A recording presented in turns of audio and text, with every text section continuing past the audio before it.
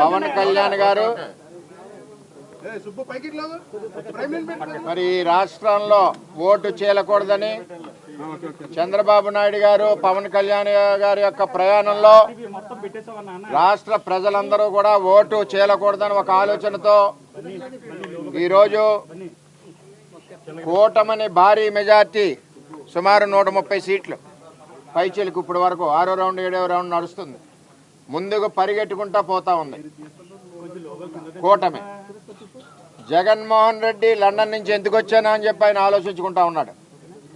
నేను ఒకటే తెలియజేస్తున్నా, పిఠాపురం నియోజకవర్గ ఎమ్మెల్యే అభ్యర్థి పవన్ కళ్యాణ్ గారిని జనసేన పార్టీ అధ్యక్షుడిని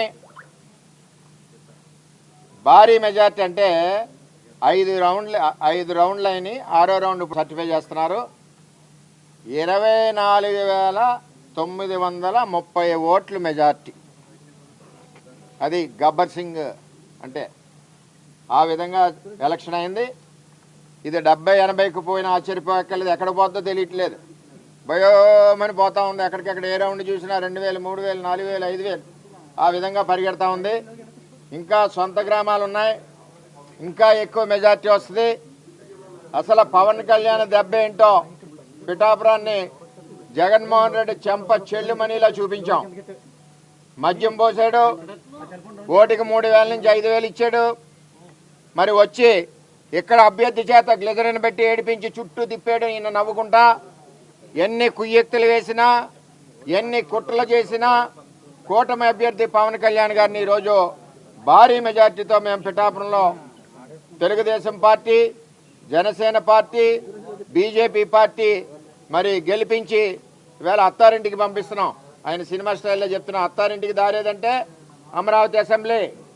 ఆల్రెడీ బయలుదేరుతూనే ఉన్నాడు. టచ్ చెయ్యి చూడాలన్నాడు జగన్మోహన్ రెడ్డి.